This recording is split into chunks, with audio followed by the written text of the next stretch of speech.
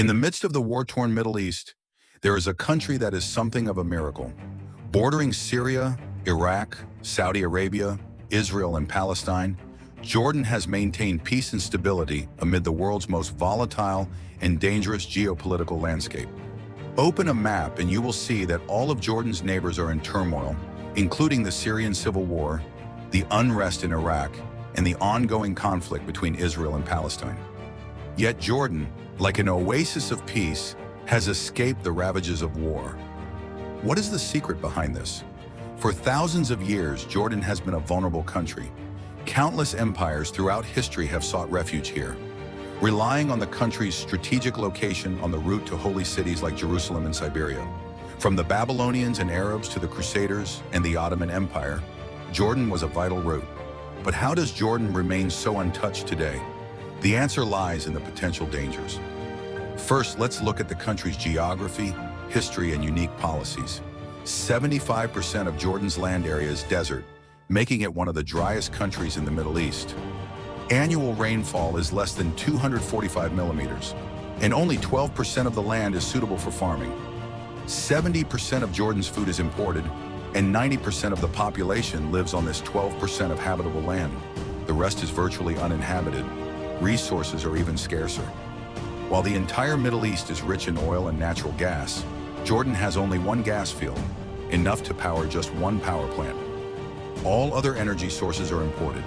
In terms of geography and resources, Jordan may be the most unfortunate country in the Middle East, but this unfortunate situation has become its shield. With no scarce resources, Jordan is naturally less vulnerable to direct or indirect intervention from powers like Syria and Iraq, and has instead avoided many conflicts.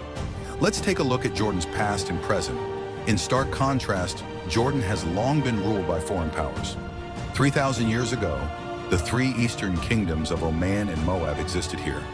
However, they were soon conquered by the Assyrian Empire, followed by the Babylonians, Persians, Greeks, and Romans. In the late 6th century, Rome and Persia were locked in a protracted war over the land. Later, the Arabs, Crusaders, and Mamluks of Egypt came to power. From the 16th century onwards, Jordan was ruled by the Ottoman Empire until the early 20th century. However, the Ottomans had little interest in Jordan, seeing it as a natural gateway to Jerusalem. With no agricultural value and no access to the sea, they considered the land of little use.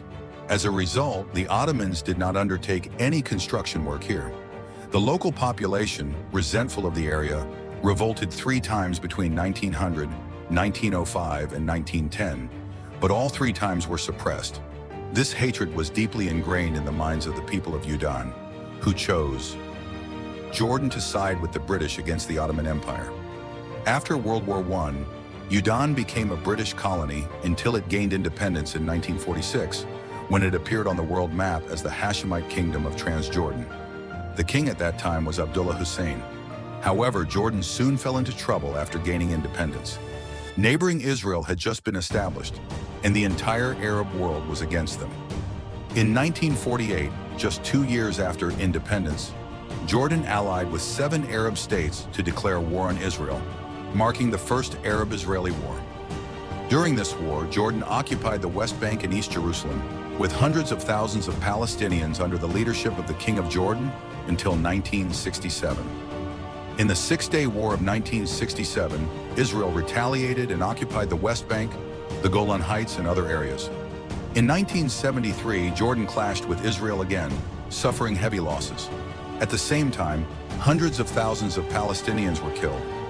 Jordan opened its borders to refugees, but this also put a huge strain on its economy and political system. Until 1999, Jordan remained mired in political turmoil and economic hardship. The real turning point came in 1999, when King Abdullah II of Jordan was appointed his successor. Upon taking power, Abdullah II immediately implemented a series of drastic reforms, prioritizing the safety and well-being of his people. Despite low annual rainfall, 99% of Jordanians now have access to clean drinking water. Jordan's Human Development Index has reached 0.74, far surpassing many neighboring countries. Abdullah II also focused on Jordan's treasures and cultural heritage, actively promoting tourism. Petra, one of the 7 wonders of the world, boasts a complex of palaces carved into the cliffs, a wonder of humanity. Today, hundreds of thousands of tourists from Europe, America, and Asia visit here every year. Tourism has become a mainstay of Jordan's economy. Some people wonder why tourists don't visit Syria and Iraq, which also have many historical sites. The answer is simple. The core of tourism is safety. In the war-torn Middle East, Jordan's safe environment is its biggest attraction. To maintain this security, Abdullah signed a peace treaty with Israel upon taking office in the 1920s, establishing friendly relations. This move immediately won the support of Britain and the United States. The United States not only received significant economic aid, but could also use this money to improve the livelihoods of its people. However, establishing diplomatic relations with Israel was a double-edged sword. At that time, the entire Arab world was hostile to Israel. Why did other Arab countries not oppose Jordan? The main reason is that Jordan is one of the countries with the largest refugee populations in the world. Currently, there are 3 million refugees in Jordan.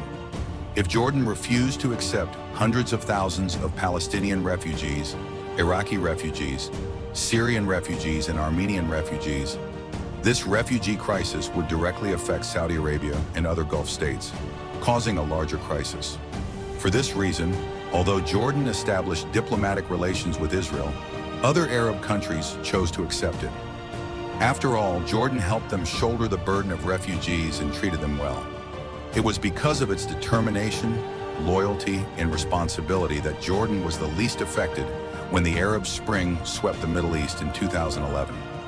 In response to protests against King Abdullah II, Jordan did not resort to force and quickly responded to calls for peace.